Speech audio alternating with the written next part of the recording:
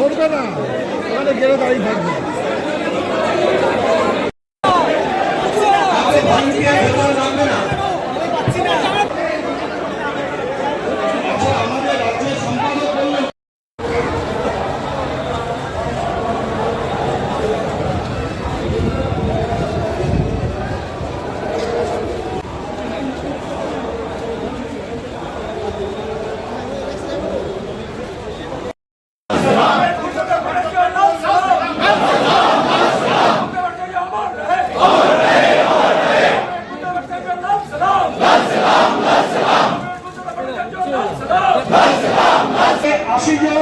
রক্ত পতাকাবাহী কমরেডরা আছেন, সামনে কেউ যাবেন না। যারা সামনে আছেন দুপাশে সরে যান, ছেড়ে দুপাশে দাঁড়িয়ে যেতে হবে। প্রথমে ৮০ জন স্বেচ্ছাসেবক অর্ধনমিত রক্ত পতাকা নিয়ে থাকবে, তারপরে সরকারি গাড়ি থাকবে, তার পেছনে পলিটব্যুরো মেম্বার, বিভিন্ন রাজ্য থেকে আগত আমাদের নেতৃবৃন্দ, রাজ্য কমিটির সদস্য, সকলের সদস্যরা থাকবে। সবাই যাবেন, খুব ধীর স্থিরে যাবে।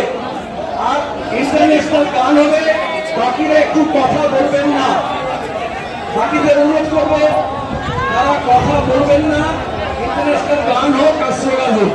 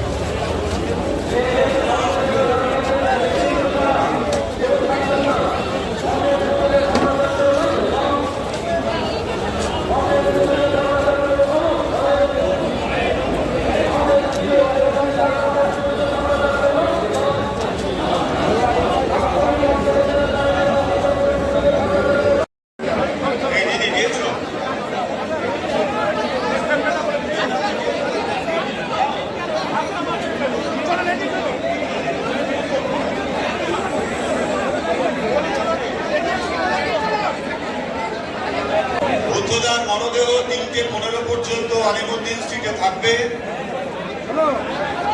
বাইরে অসংখ্য মানুষ, এই সহযোগিতা নিতে হবে এবং করতে হবে। আমরা সকলের সহযোগিতা চাই।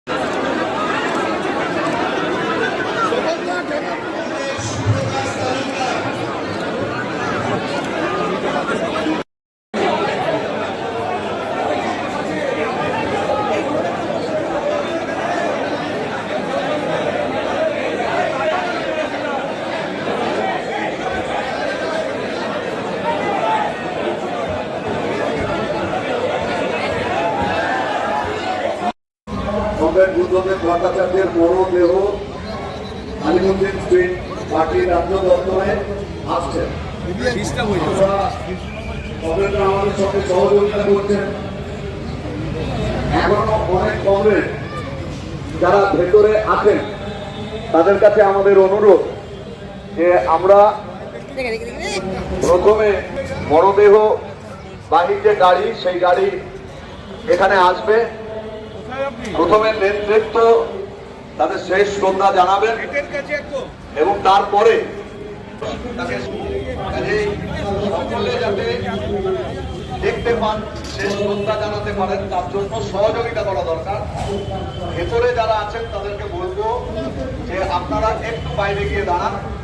এখানে পার্টি নেতৃত্ব, বিভিন্ন রাজনৈতিক দলের নেতৃত্ব, বিশিষ্ট ব্যক্তিত্ব তারা প্রথম গেট দিয়ে প্রবেশ করে পাহাড় এবং বাহিনী সেখানে রয়েছে, সর্বতভাবে তারা আপনাদের সাহায্য করেছেন। যারা ব্যাগ নিয়েছেন তার থেকে মামা বাড়িতে উদ্যোগে ভালো লাগবে। মৃত্যুকালে ছাত্র যুব আন্দোলনের মধ্য দিয়ে তার পার্টিতে প্রবেশ ছেড়ে দিয়ে তিনি পার্টির সর্বক্ষণের কর্মী হিসেবে দায়িত্ব পালন করেন সদস্য এবং পরবর্তী সময়ে কেন্দ্রীয় কমিটির সদস্য। যেমন রাজ্যের তথ্য সাংস্কৃতিক দপ্তর সামলিয়েছেন, আবার স্বাস্থ্য দপ্তরও চালনা করেছেন। মুখ্যমন্ত্রী পরে রাজ্যের হয়েছিলেন। শ্রী গৌরবকে স্বপ্ন থেকে ঘিরে সুষ্ঠুভাবে পরিচালনা করছেন। আমি এই ব্যাপারে তারা উদ্যোগ নিয়েছেন। শেষ শ্রদ্ধা জানাতে এসে একটু শুনবেন, সবাই একটু চুপ করে শুনবেন। যারা আলিবুদ্দিন স্ট্রিটে প্রবেশ করুন।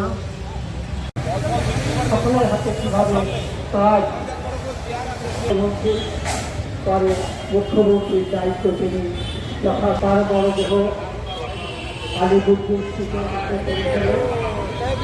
আপনারা যারা তথ্য রাখছেন তারা আপনাদের সর্বতভাবে সাহায্য করবে। আলিবুদ্দিন স্ট্রিটের দুটি গেট আছে।